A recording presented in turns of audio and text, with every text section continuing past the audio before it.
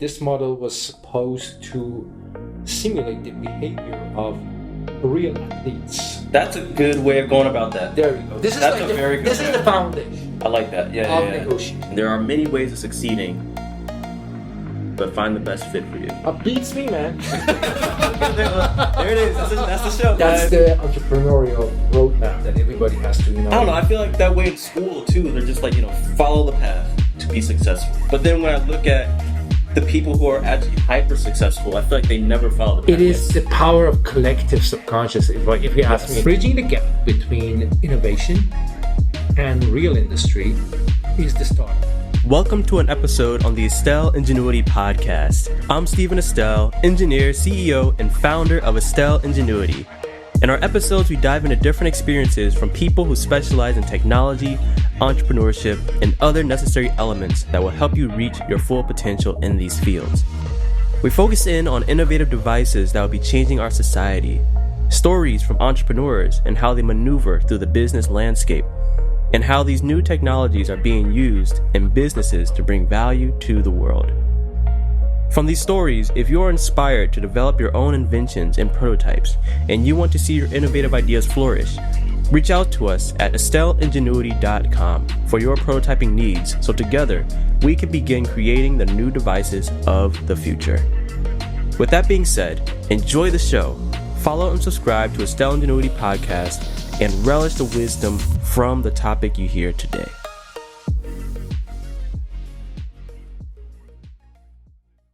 All right, so today we have our next episode for the Estelle Ingenuity Podcast, and today I have Cash here, who I truly believe has some really good experience when it comes to some of the, things you run into when you go into the entrepreneurship path, and I feel like there's actually a lot of wisdom to gain from having you here. So, thank you for having me, Stephen.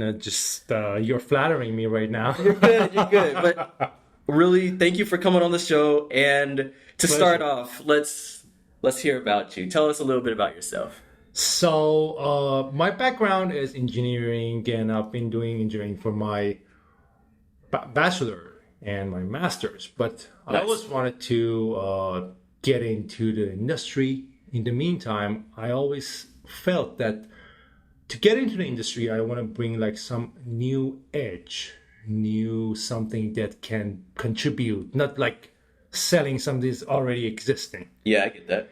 So that was the thing that kind of led me to do my PhD in vision science, which is literally vision science. Yeah, well, that's I'm trying to clarify. Yeah. What says on my diploma is neuroscience with the specialty on the vision.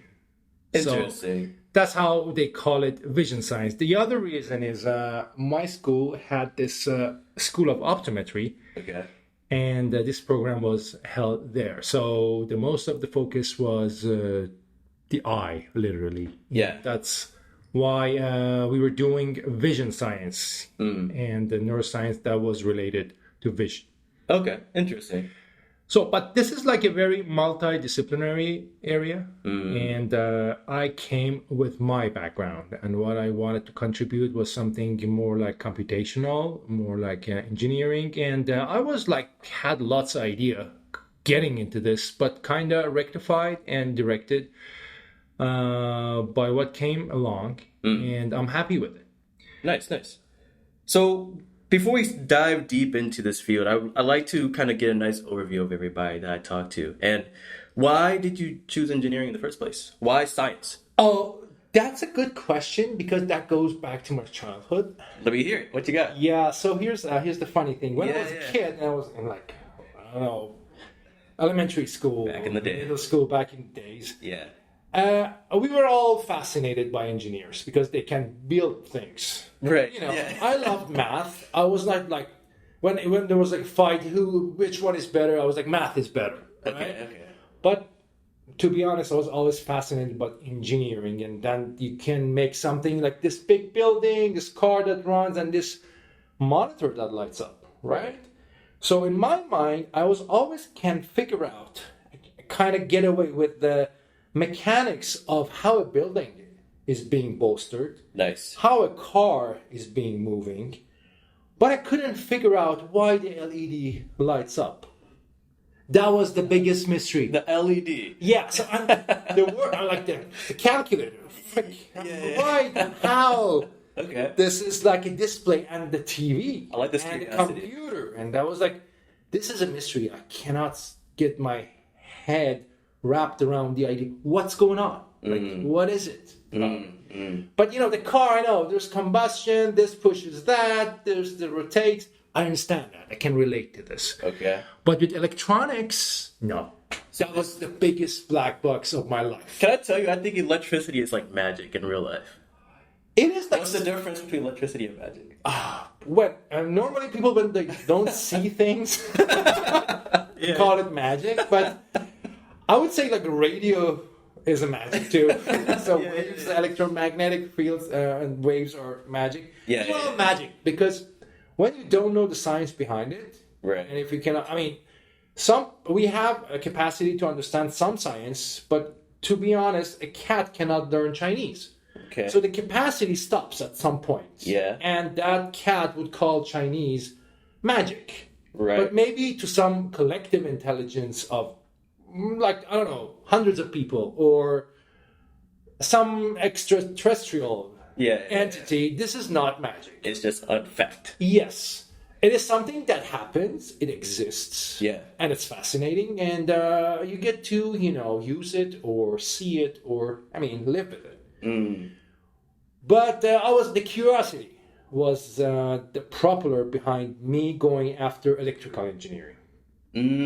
So you focused on electrical engineering for this? Yeah, that was my bachelor. So I got into it. I realized I learned how a computer works. That was it's no longer magic. Right? I hated motors. I hated power plants, and I hated all those. I loved control systems and control theory. I loved it, and signals and systems. I really resonated with those. But getting into the lab, welding stuff, and also especially doing making IC part, which gets into metallurgy at some point, and it's just basically, it's boring to me. Okay. So I realized I need a little bit of, wiggle. I need a little bit of distraction from just doing pure electrical engineering. So I did most of my units and credits in electronics and control. Where was this? It was back in home in Iran. Oh, nice. Okay. Yeah, so it's called Polytechnique of Tehran, which is part of this initiative which started in France. So it's Polytechnique Paris, it's Polytechnique Montréal, and it was Polytechnique Tehran. It started before the revolution, so these were connected universities. Okay. And French universities. But this stopped after the revolution, and it became this, they changed the name and everything. Nice. But it kind of kept the culture. Okay. Kept the culture of being super applied, going after making things, while they are very, very, adamant about having a good background in solid science. Nice. So I would say this is this is ranked third in the country. Nice. Okay, I see you. Yeah. But it's not the first and second. So, I see you, man. It's not dropping names. You up it's there. just You up there. That's all that matters. You're on the scoreboard. So, and it's not the first and second. Nice. In the meantime. Can I ask, in Iran, was there any, so you got into engineering just out of curiosity? Yeah. How does LED work? Yes. Is there any push to be be an engineer because of X, Y, Z stereotypes? Oh, there are. Literally, because when we're growing up, the growing countries, they always have stuff to make. So there, it is assumed that there's good money into building a country. Yeah. Right. Yeah. But it's just one of the factors. Okay. Did you feel a push from family or? No. Actually, I had felt a lot of push towards going to the medicine. That's another funny story, which I had a very good knack for it. But you chose engineering. Yeah. But the reason that I got away from medicine was that I saw the dissection of a frog, and I just felt so bad for the frog. And I was like, I'm not going to do that to any frog. Interesting. Yeah, but I mean, I had a teacher who told me that you are made for this. You are made for, biology. You're very good at it.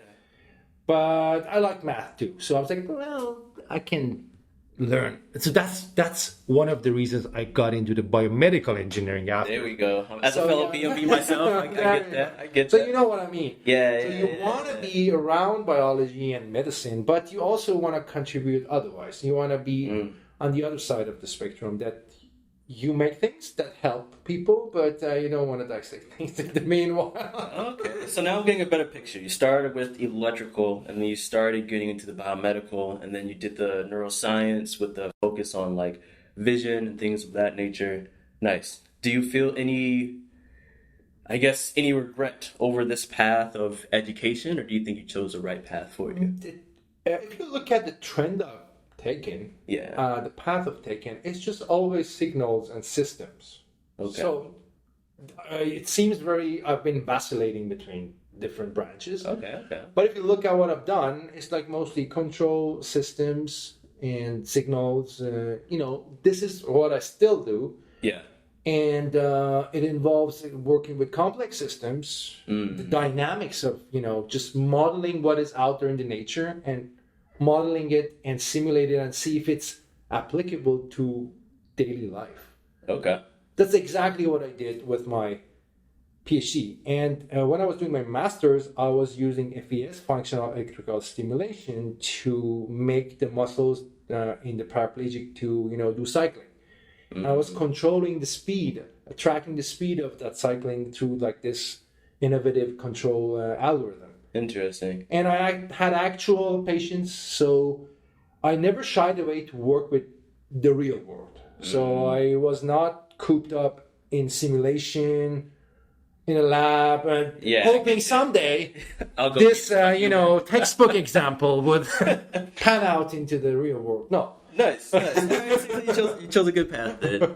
So then let's go into what's going on right now in your life. What's your current venture that you're trying to do? My current venture is like the continuation of my PhD, that we kept the IP of what I've done in my PhD for applications other than optics.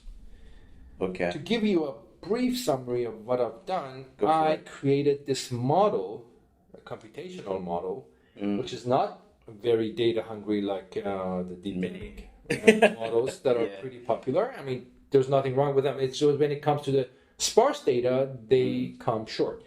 So I created this model, and this model was supposed to simulate the behavior of real athletes.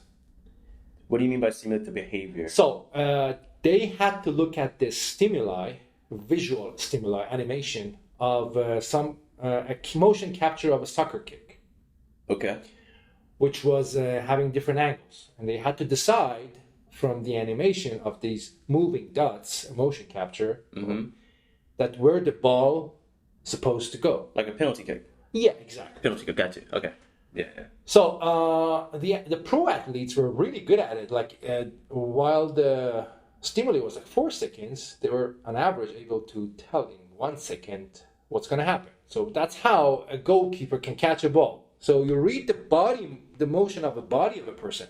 You're not waiting for the impact of the foot to the ball to catch it. Otherwise, you're never going to be able to catch it. Right, the speed's too fast.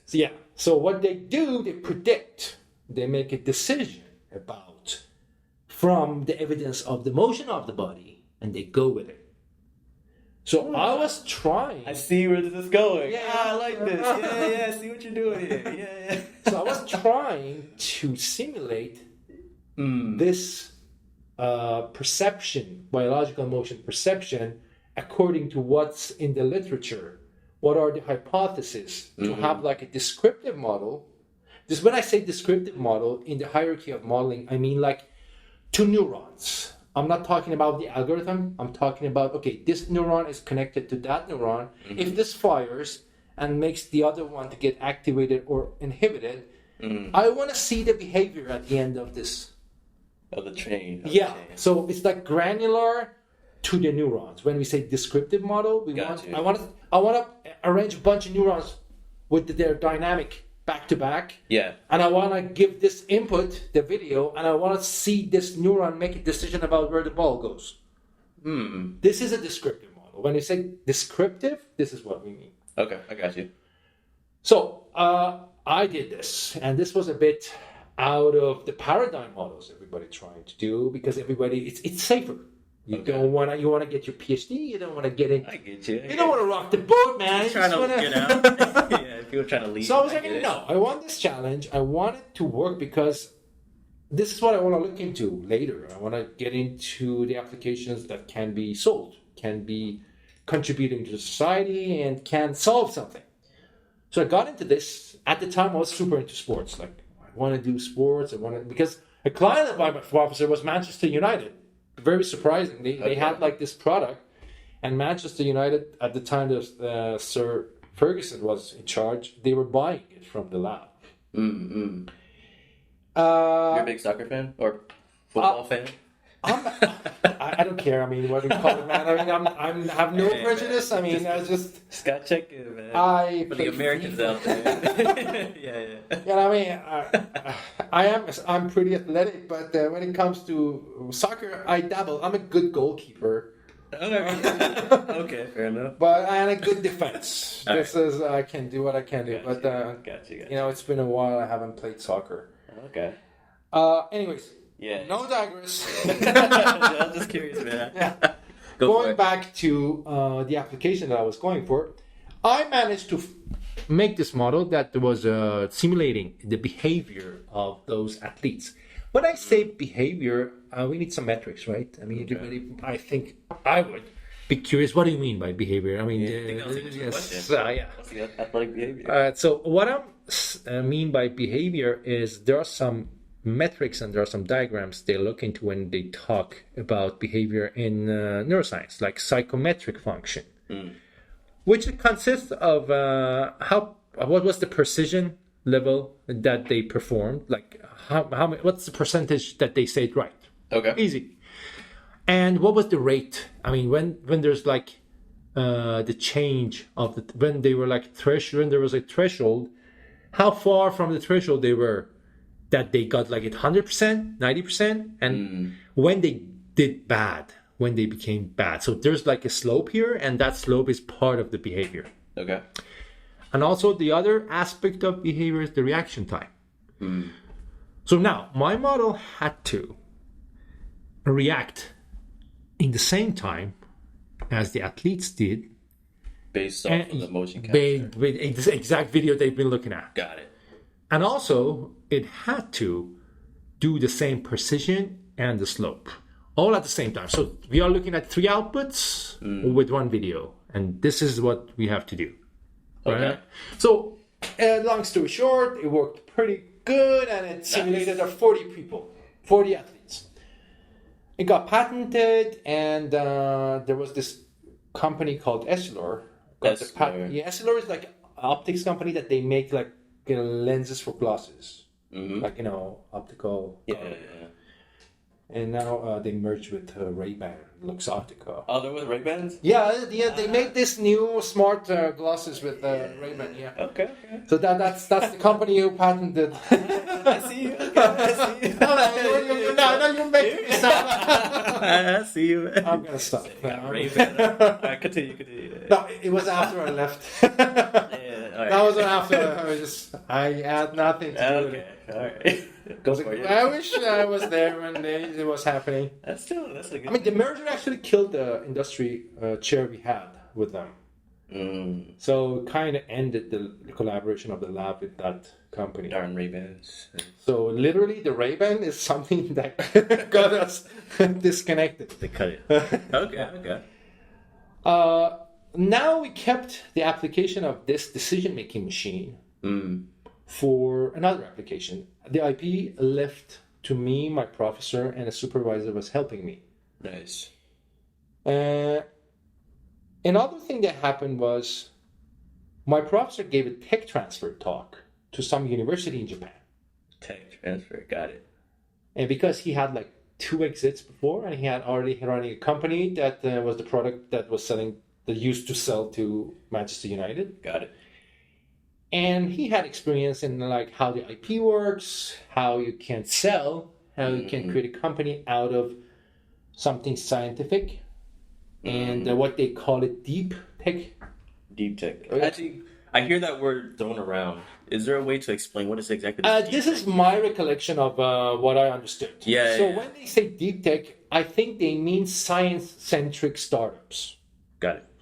That's what I understood. So it's not like you're making straws, ecological straws for your Coke. And so it's pretty confusing that the average person probably won't. Yeah, it's something that needs like you had to spend quite a while in a lab to come up with this solution, and now you want to transfer it. So it doesn't come out of the blue. You cannot just slap a bunch of things together. Take some deep tech, some deep thinking. It's not. So doodads are not deep tech. Little doodads. All right, I think that's a good explanation actually. Yeah. But they are super useful. Doodads. It's not. It's just to be funny. Some doodad. Yeah, but I got it though. So like a tchotchkes. There are tchotchkes. Yeah. So you said he gave a tech transfer, and then so then he's talking about putting it. So my professor got introduced to this accelerator program in Japan, and just one digress because I think that's essential to the story. Yeah.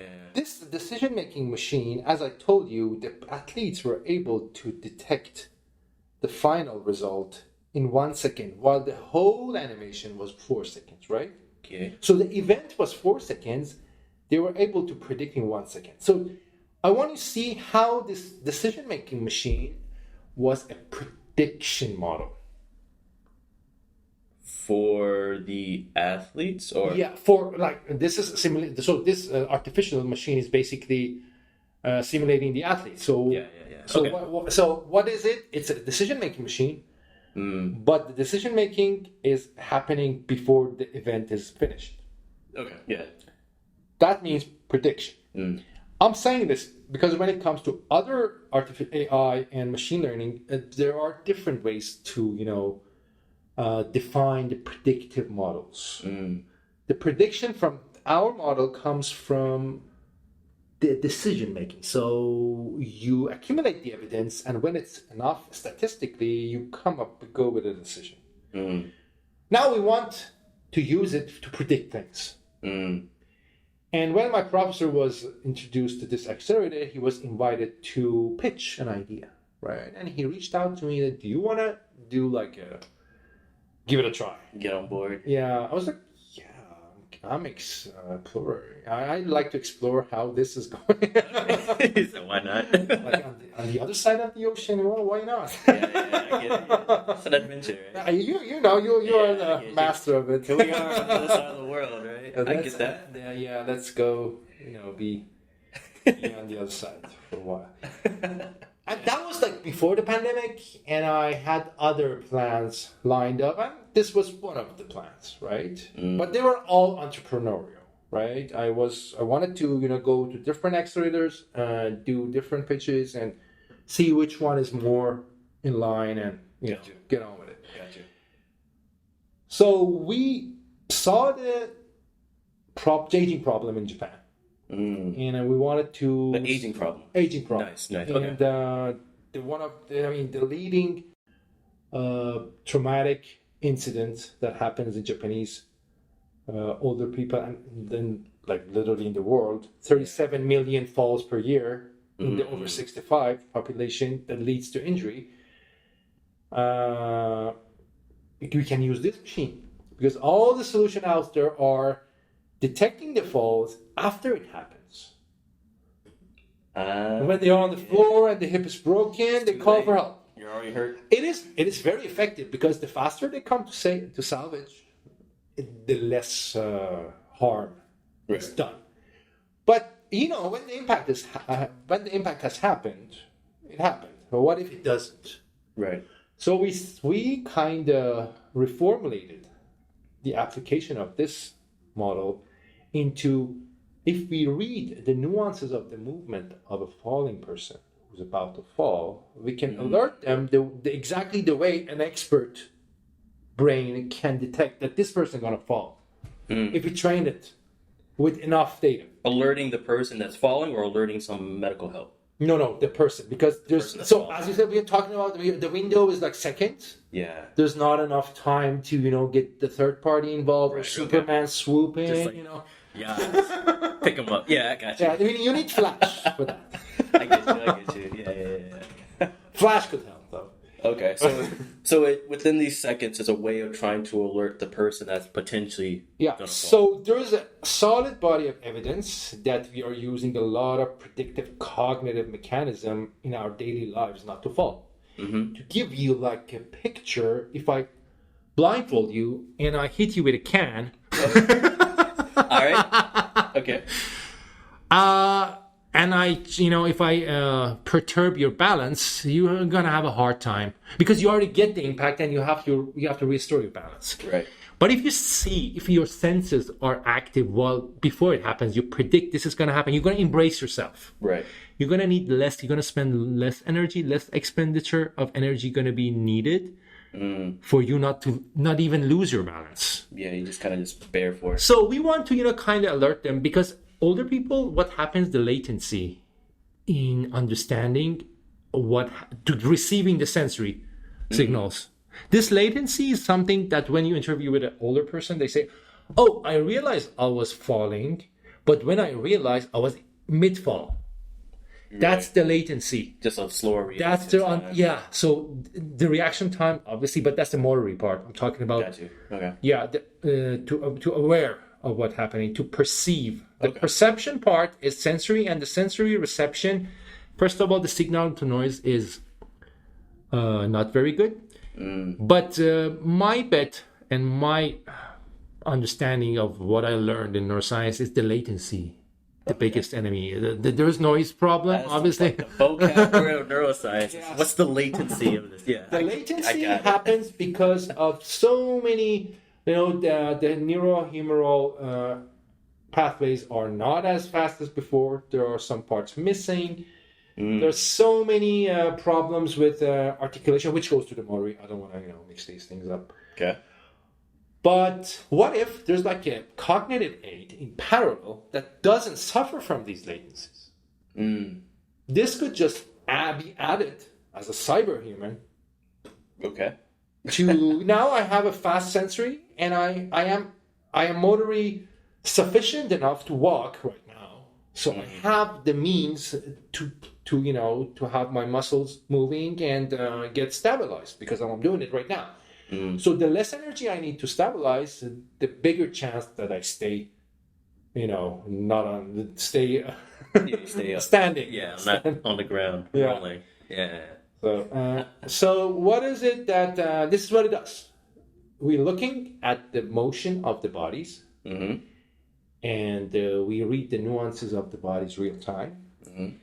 And if our trained model sees the nuances, it has the evidence, gathers the evidence that this leads to fall 3 to 5 seconds from now, it sends a feedback, a multi-sensory feedback to the wearable they're wearing, like the Fitbit, or I don't want to, Apple Watch, whatever. Yeah, some wearable. Yeah, so it is important to be multi-sensory because as we age, we get very good at kind of use our resources to understand things. So because senses are trying to disintegrate.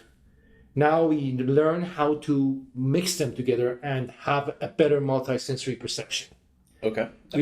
As the time goes, we're getting better and better at it. So that's the point behind the multi-sensory feedback, which is like sound and tactile. And also, if somebody has like auditory issues, there's tactile that can help them.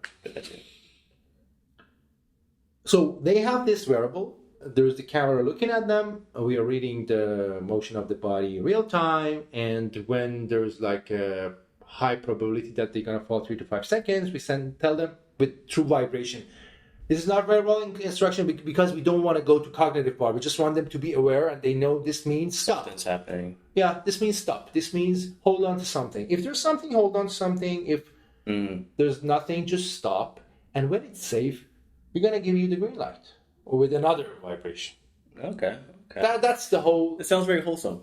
It sounds very nice. It has been challenged a lot to get to this point that I have like a lot of question answer. Got you. That's the entrepreneurial roadmap that everybody has to, get challenged and get questioned and see the flaws that we are not able to follow, because this is your creation and you want it to be perfect. You are like the mom that you don't see any flaws in the kid. Yeah, I get that feeling. You want it to be the greatest. Yeah. And it's like, you just gotta understand. Yeah, I get that. But also, this doesn't mean that we are not looking into having other sensors involved. So videos are a little bit controversial in different countries, especially in Japan. I can imagine that. Yeah, that makes sense. But in the States, you have ADT and you buy an add-on for fall detection for $10 a month, and everybody's happy. That's fair. Yeah, as long as I'm not hurt. There you go. And but there are concerns in Japan. What we are working on right now is to use IMUs, inertial measurement units, to read the motion of the body from wearables that they wear every day. We just have to install them on the right places. Like they have hip protectors, they have their hip protectors every day, so this goes on that. They wear socks, this goes on that. And we can read the motion of the body through that. And do the same thing now, even more mobile. They can get out because the competition going to be on their phone, and they're wearing their wearable, and they can be protected even outside of the house, as long as the battery... Yeah, as long as they're within those constraints. So the idea would be to have this inertia measuring device, sensors, in conjunction with possibly some video feed, if it's allowable based off of the region and stuff, and they would work together. That would be like the wholesome solution. Yeah. But they can be used independently as well. Like somebody wants to secure the premises indoors. Which like 90% of the falls happen indoors anyways. Yeah, that makes sense. Yeah, so but in the eye of a consumer, it's like, what if I want to go out, right? No. That's having the option, like you want to go on vacation, you never go, but you want to feel that I can go when I want. It's kind of like having a safety net always around. Exactly, it's the human nature.